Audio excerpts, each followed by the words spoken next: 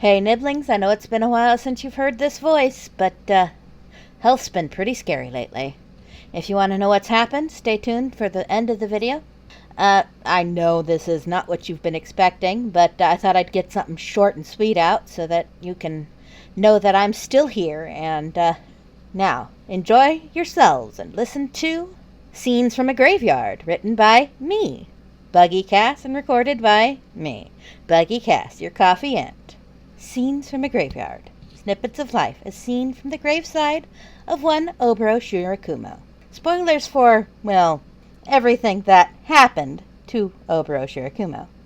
We were working together, Oboro, Shota said, tears running down his always red eyes, the flowers in his hands being crushed in his grip. Why did you rush off like that? I could have done something. Anything. You weren't supposed to die like that. The usually expressionless teen cried in a way he had never cried before. His best friend, one of the two people he was going to start a hero team with when he graduated, was nothing more than a headstone in ash now. He wiped his eyes with his sleeve, placing the chrysanthemums and a small treat on the brand new grave, watching the incense move up to the sky as he gathered himself. It's just Hisashi and me now. You know we never work as a hero team without you. His quirk's too destructive, and mine is too single-minded. You were supposed to be our middle distance, the guy working to keep the bad guys off while I erased them and Hisashi used his voice as a turret. He took a deep breath as he moved to clean up, taking the treat and cleaning up the ash and burnt incense sticks. We miss you, Oboro, he said as he moving the trash at the exit, surprised as he passed his blonde friend. Hisashi! Hey, Shota! Did you just come to visit? Hisashi asked, looking like he was about to cry too, his normally gelled hair down and his own flowers and treat in his hands. Yeah, I was just talking to him, Shota admitted softly. I'm sure he liked that, Hisashi smiled. I was just heading in to do the same, he said, looking at his friend. Hey, you want to do something tomorrow? All this time alone can't be good for you. Shota scowled but nodded. I guess. Hisashi smiled softly. That's great! I'll see you at 3 in the park, okay? I'll be there, Shota said with a nod, waving at him. Hisashi moved to his friend's grave. He knew he didn't have to wash it with Shota leaving, but he took a bucket anyway, giving the grave a rinse before lighting the incense and placing his flowers alongside Shota's. I know you don't want to hear this, man, but I think Shota really blames himself for what happened to you, Hisashi said softly. I wish I was working my internship with you guys. I could at least convince him that he had nothing to do with it. You know how I've always felt about him, Oboro. How am I supposed to convince him to like me now that he's blaming himself for your death? He's just going to retreat into that inner depression he's always had. Hisashi sighed, looking down at the inscription of his best friend. Oboro Shirakumo. Son, friend, hero. He saved lives in that building collapse. That wasn't a question. The ability to prevent it was the question in Shota's mind. I got Shota to meet me at the park tomorrow. He probably thinks just as friends. But is it okay if I secretly think it's a date? He asked with a soft smile. God, I miss you, Oboro. You would have been able to help me there. When the incense finished burning, Hisashi cleaned up. Not as well as Shota, but his best, throwing out the garbage and leaving. Shota lit the incense and put a small cake on the grave, along with some light blue flowers that had reminded him of Oboro's hair when he was getting the lilies that went along with them. I'm going underground, he told the grave once he was done cleaning and preparing everything. I can't be a limelight hero. The press just pisses me off. Leave that to Hisashi. He thrives with them. I'd rather go around at night stopping the real villains. I was never an extrovert like you and Hisashi.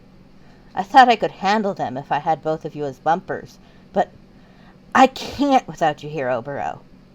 Shota sighed, kneeling down to his friend's grave in front of him. The scarf is getting better, harder to break. It's a great capture weapon. The material keeps it from being too conductive, and the metal keeps it from being too fragile. still haven't figured out why my hair floats when I activate my power, but it makes me more threatening, so it's a good thing for short battles. No one expects you to fight quirkless, after all. Shota paused, taking a moment to flush, looking down. I think Hisashi likes me. Is that wrong? I always thought you liked him, but I really do think I could be with him. I guess opposites attract and all, after all. He's like a sun next to me. The only thing keeping me from falling into depression sometimes, he admitted. Shota sighed, reaching out to touch his friend's damp headstone. You saved lives that day at the expense of your own. It's something all heroes have to go through eventually. I just wish you hadn't done it so soon. Graduation is in a few months. We were supposed to graduate together. Shota sighed, moving to clean up, leaving no trace, just a clean grave with fresh flowers.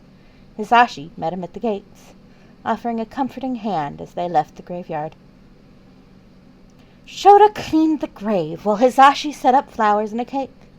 Everything set up, the young, newly graduated couple sat in front of the well-tended grave. Hey, Oboro, Hisashi chirped. Yesterday would have been your graduation. Of course, Shota was at the top of the class, but I got through too. Shota touched his boyfriend, blushing a bit. We would have come yesterday if we could have. Hisashi has a job lined up already. I'm working with an underground agency in the police, paid on a case-by-case basis, Shota said honestly. We've decided to move in together. We might be taking different courses in life, but we're still together. We're dating now. I finally made that move you kept telling me to make, Oboro, Hisashi said, taking Shota's hand. I wish you'd been here to see us develop. Can you believe Sho thought you had a thing for me? Man, you were like a brother to me, to both of us. You told me once that you wished we'd all met earlier so you could really be brothers.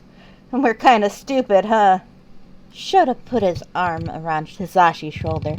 Maybe, but we're a good kind of stupid.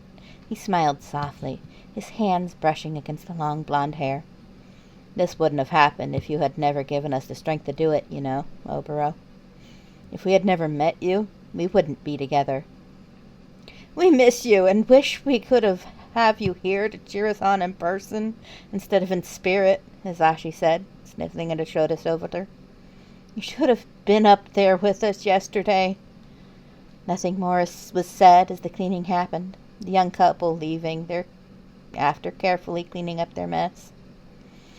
Yeah! Hisashi shot Shota a dirty look as the darkly clad underground hero filled a bucket to clean the grave with, pouting as the quirk-enhanced glare cancelled his own joy-filled quirk-enhanced shout. This is still a graveyard, Shota said, blinking as his long black hair fell back around his head, moving to the grave, taking his loud lover's hand. Have some respect, Hisashi. Sorry, Sho, but we have good news for him today, the voice hero said, bouncing next to him, following to their friend's grave, moving to help with the cleaning, taking out the old flowers and putting in new ones while Shota washed the stone and weeded. Soon enough, a piece of Oboro's favorite treat was on the graveyard, and the incense was lit. Shota chuckled. You can tell him now. No shouting. Sho proposed! Hisashi bounced excitedly, pulling out the necklace to show the ring. I mean, we can't have the general public know. As heroes, both Limelight and Underground, Sho and I have a lot of enemies, and we don't need them going after each other, but our friends know, and that's the important part. Or, well, they will know. We wanted to tell you first. He gets the point, Shota chuckled. We're getting married next spring. You know how Hisashi loves the sakura blossoms. Just us and our closest friends. We wish you could come, Oboro. But we know you'll be there in spirit, Hisashi smiled, leaning on his fiancée. Oh, I started a radio show. It's called Put Your Hands Up Radio. It's already got great ratings. Being a well-rated pro has its advantages.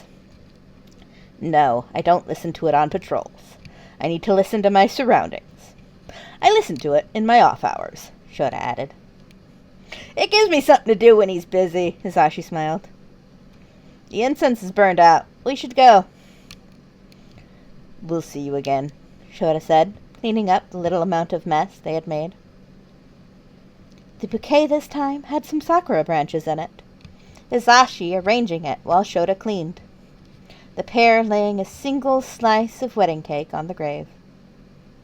We should have come sooner, but Nomuri wouldn't let us, Shota explained. Something about death and weddings not needing to be so close together, Hisashi complained. She didn't believe us when we said you were the reason we were together at all. Speaking of Nomuri, her costume was so bad the Hero Commission had to change the decency rules to outlaw it. Shota chuckled. R-rated hero, my ass. More like X-rated hero in that outfit. She was my maid of honor at the wedding, Hisashi smiled. She was beautiful. There wasn't a best man, Shota said softly. That was supposed to be your job. My other best friend was there as the other groom. Miss Choke decided hitting on Shota during the reception would be funny, Hisashi complained. I had to kick her out when the drink started to kick in. She's a flirt with me because I don't play with her, Shota said. I don't get it myself. That's why she likes to flirt with you. You never laugh at her. It's like you're immune to her quirk, Hisashi complained. She would have been good for you, Oboro, Shota said softly. You could keep her laughing and happy. Hisashi smiled. You're really good, he agreed. The pair paused, looking at the grave. We wish you could have been at the wedding, Shota said softly. That would have made it perfect, Hisashi smiled. If you were there as the best man. We should get going.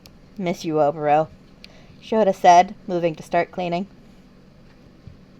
Hisashi grinned as they got the bucket to clean their best friend's headstone, moving to start as Shota washed the stone, barely able to contain his exuberance until the incense was lit. Oboro! We're getting our teaching licenses! We're going to teach at UA! Hisashi said gleefully. Hisashi's going to teach English, and I'm going to teach hero studies, Shota said. He convinced me to teach with him. Can you believe it? Us! UA faculty! It's going to be so sweet, shaping the future of heroics, Hisashi grinned. It'll be good to have an underground on the faculty. Someone who can teach those brats. It's not all face, Shota said honestly. We're going to be the greatest teachers. Oboro, I can't wait to tell you about our classes. Stop what happened to you from happening to another kid, Shota said softly. It was many years before the next exciting event happened.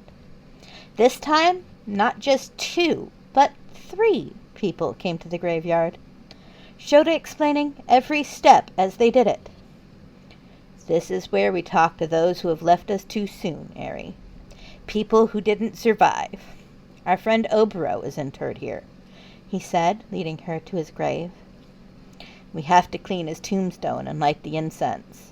I usually do the cleaning and weeding while your papa changes the flowers and lights the incense.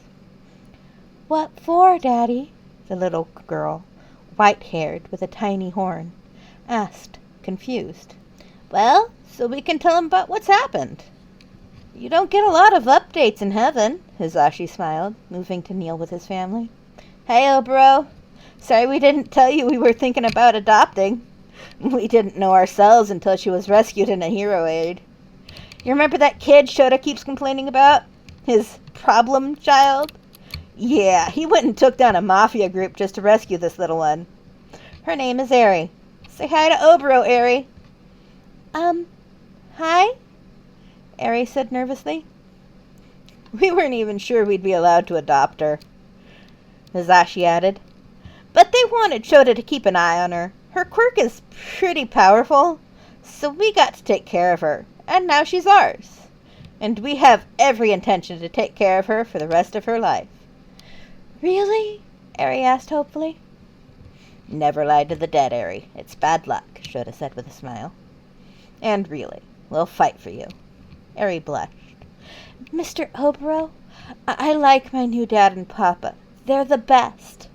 Shota smiled. Better than Deku and Lemillion. Eri frowned. You're not supposed to lie to the dead, Dad, she said. Deku saved me, but you're always with me. I'll take that for now, Shota said, hugging the little girl gently. We never expected to adopt, Hisashi said to Oboro, stroking the little girl's hair. But she's sweet, despite all she's been through, or perhaps because of it. I know what you'd say. Taking a kid with that much trauma isn't going to be easy. And you're right, but she's not here because it's easy. She's here because she needs us, Shota said softly. And we love her anyway, Hisashi smiled. It looks like the incense is almost up. I should clean up. It was good introducing her to you, Oboro. Shota smiled, reaching out to touch the gravestone before cleaning and gathering the garbage. You know, Oboro was our best friend in high school, Hisashi explained to Eri as they started out. We visit him every time something happens in our lives, and at least once a year. And you've been a very exciting thing in our life, Shota added, picking up the little one. It was rare these days for just one of them to come to the gravestone. So when Shota came alone, something important had happened. He set about cleaning and replacing things, kneeling in front of the stone. I found a student. He wanted to join the hero course, but, like me, he didn't have a flashy quirk. And because his quirk was too easy to figure out, he was defeated pretty fast in the festival, too. That is, until I decided to take him under my wing.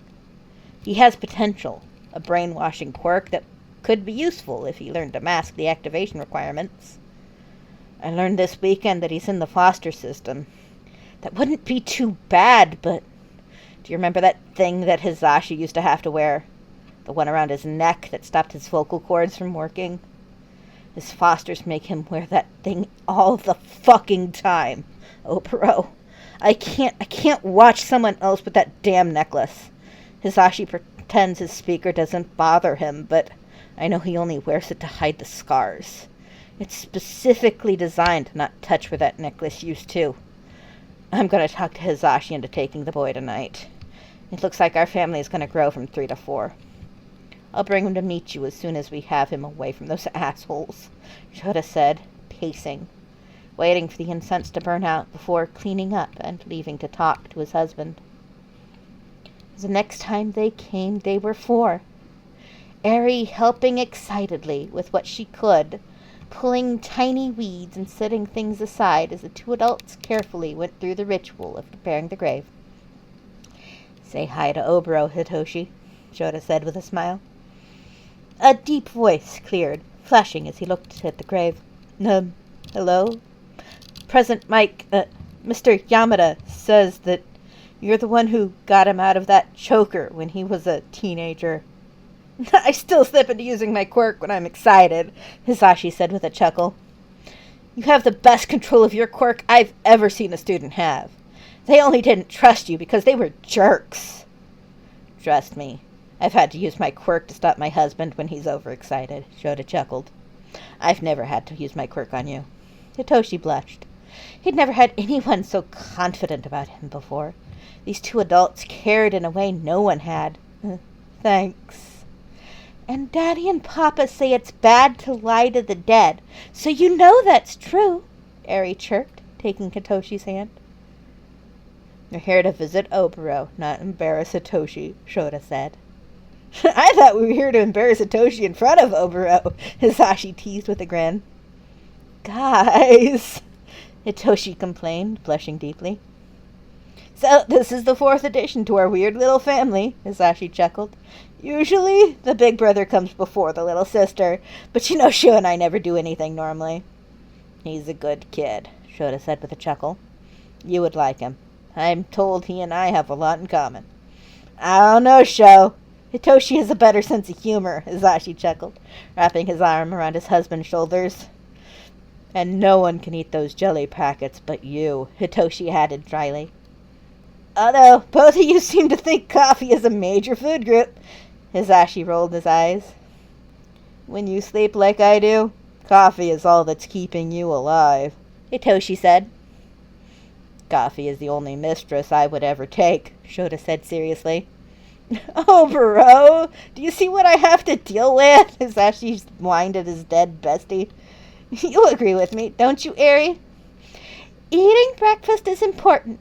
At least that's what you say, the little girl said cheerfully. Daddy says it's important for me because I'm still growing, But he stopped growing a long time ago, and then he eats one of those gross jellies and drinks a coffee. You're corrupting the children, Sashi said with a sigh. I think she came that way. I did, Hitoshi said. I'm going to get both of you to eat a proper breakfast one day. Just make it on a weekend. We're too busy on the weekdays, Shota said honestly. Says Mr. Perfect Attendance Record because you just go straight from patrol to work half the time, Hisashi grumped. There's a reason I nap in class, Shota chuckled, among other things. Show! No being creepy in front of the kids, Hisashi blushed, giggling. Yes, the 6'1" blonde cockatoo giggled. Show always brought out the kid in him. Weird looks from their latest adoptee notwithstanding. You guys are so weird, Hitoshi declared, looking at the grave. Were they this weird in high school? He asked as if the dead man could answer. I don't think he can answer, big brother, Eri giggled. I know that, Eri. I was just expressing something, Hitoshi said, flushing when the little one called him big brother. Incense is down, Hisashi said. Our family's good wishes have joined him in heaven. Why don't we get some ice cream, he suggested. Yay! Ice cream! Eri cheered. Shota shook his head at his new family. Moving to clean up. Shota and Hisashi stood before the grave, bucket in hand. No flowers, before Shota threw the wooden bucket at the stone marker in rage, tears running down both men's faces. They couldn't even go through the usually calming ritual of cleaning the gravestone today, not after what they'd learned. This entire time it's been nothing, Hisashi said, shaking in rage and sorrow, looking at the empty marker where his best friend's ashes should be, but he knew they weren't. We're getting him back, Shota said, his rage causing him to shiver. The two pro-heroes were causing the other visitors to give them a wide berth. I don't care how many times we have to go to Tartarus. We're going to get him back from whatever they did to him. I'm not letting him stay one of those mindless Nomu, even if I have to kill him myself. Oh, Sho, no, Hisashi said, wrapping his arms around his husband, trying to calm both of them down. Oboro wouldn't want us doing that.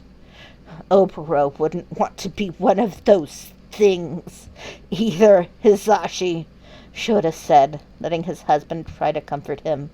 We have to try to save him. What was the point of all those years as a hero if we can't even do that?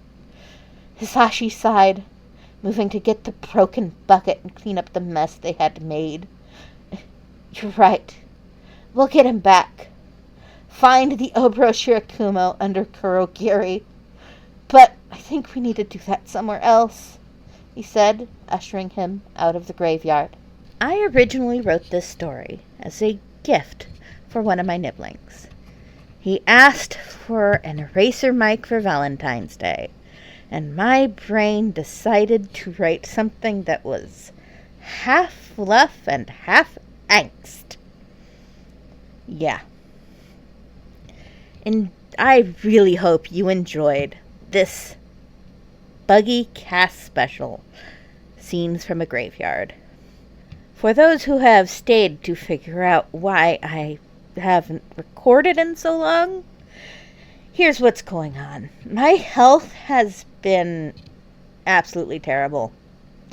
Aside from a several months long bout of being stuck in bed in so much pain I couldn't function, couple of surgeries, a long bout with MRSA, sepsis, and other things.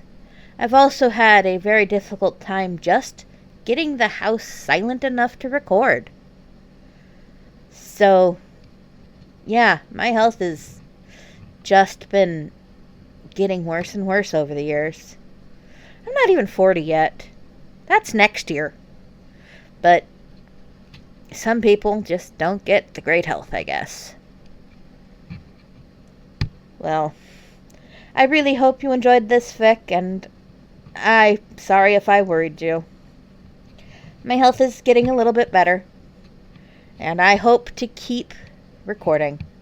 Stay tuned, because I will be bringing out the next part of Zootopia soon. I plan to keep recording for the rest of the week, so however long it takes me to edit, you will get it soon. Thank you, and have a great life.